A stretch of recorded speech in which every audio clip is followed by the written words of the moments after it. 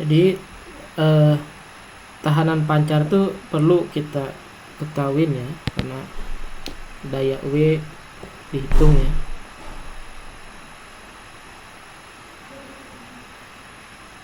Nah,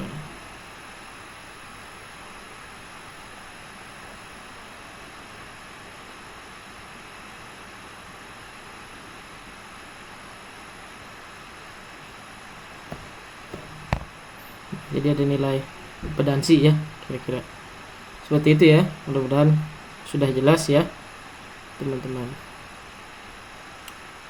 Oke.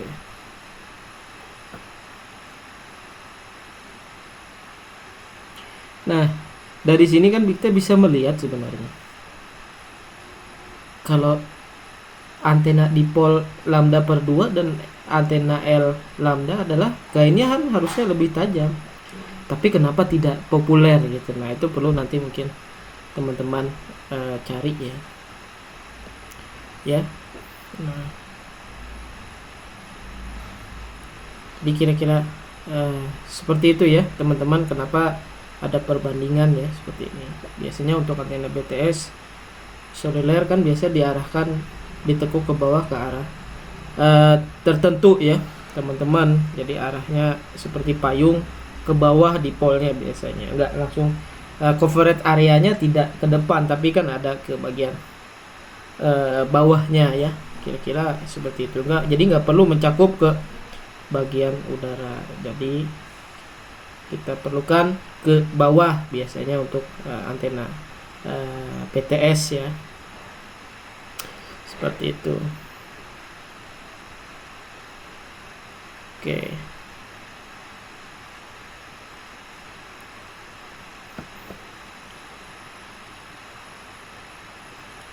Nah, ini beberapa contoh antena linear dengan turunannya, kemudian antena yang berjalan ya. Jadi antena gelombang berjalan itu adalah traveling wave yang terdiri dari kawat tunggal yang determinasi dengan impedansi karakteristik. Jadi contohnya seperti ini nih, udah antena berjalan kawat tunggal yang determinasi. Jadi kayak ada antena kawat semacam looping ya, diloopkan tapi dihubungkan lagi dengan bagian groundingnya, jadi seperti ini. Kemudian antena rombik ya, ini dideterminasi seperti ini. Jadi dia berjalan ya, dia ketika berjalan itu kan menghasilkan induksi ya teman-teman, maka akan menghasilkan medan listrik dan medan magnet. Jadi distribusi arusnya terjadi loop seperti ini. Nah, kemudian yang C adalah antena helix. Ini contohnya antena helix. Ini dia akan berjalan ya, traveling wave juga dari titik sumber sampai ke ujung. Kemudian ada linear panjang ya, tebal. Keempat, antena di samping merupakan pendekatan untuk memberi gelombang tunggal berjalan yang disebut dengan uniform tunggal ya, seperti itu teman-teman.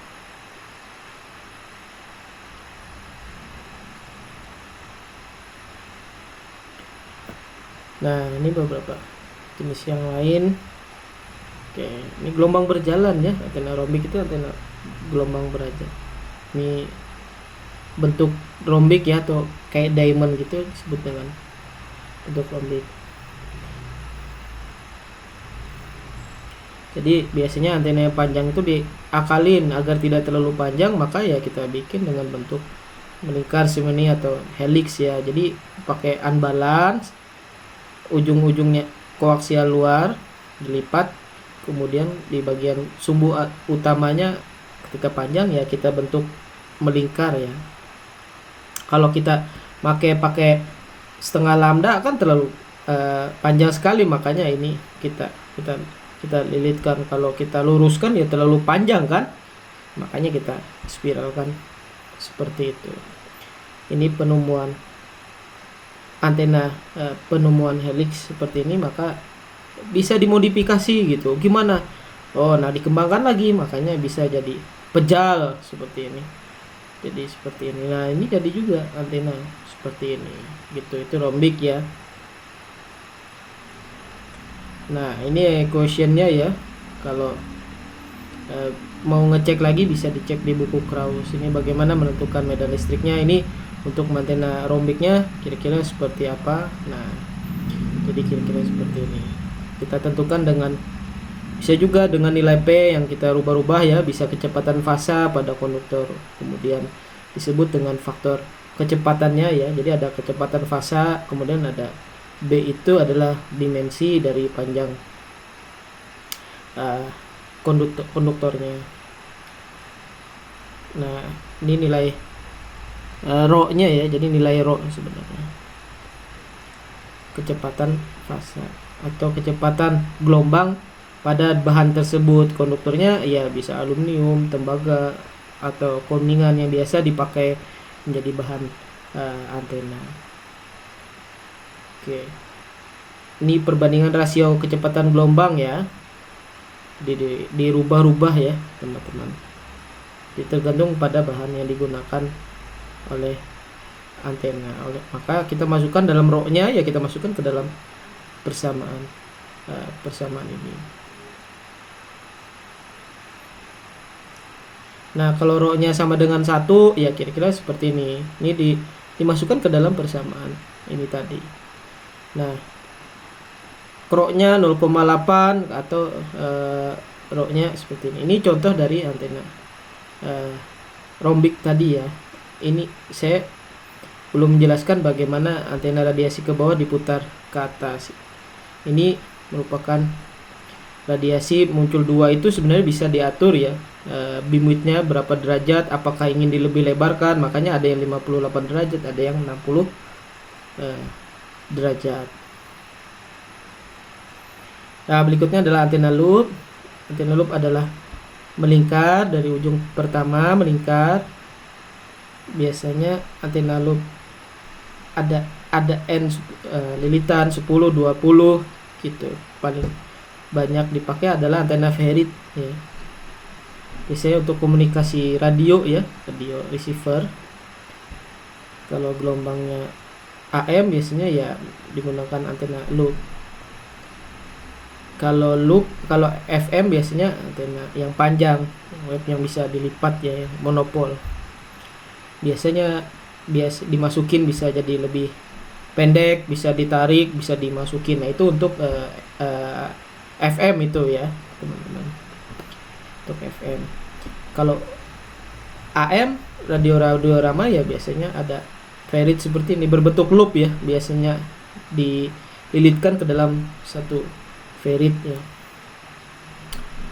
Antena loop itu perhitungan medan E dan medan H-nya bisa diturunkan seperti ini ya, teman-teman. Jadi kalau kita lihat ya, analisisnya ada 2 macam. Itu dipandang sebagai loop persegi dari antena itu, kemudian diekuivalensi sebagai dipol magnetik pendek ya. Ini kalau mau lebih detailnya bisa dilihat di buku Krauss. Jadi kalau dari antena loop bisa kita lihat jari-jarinya adalah A ya, teman-teman. Jadi radius loop sama dengan adalah A-nya. Nah, oke.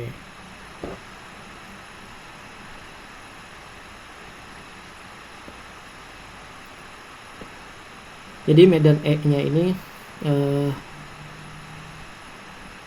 baik yang untuk loop maupun ini dibandingkan ya, untuk loop kecil adalah seperti ini, loop besar sama dengan secara umumnya. Kemudian medan H-nya, jadi untuk persamaan rumus yang berlaku ya.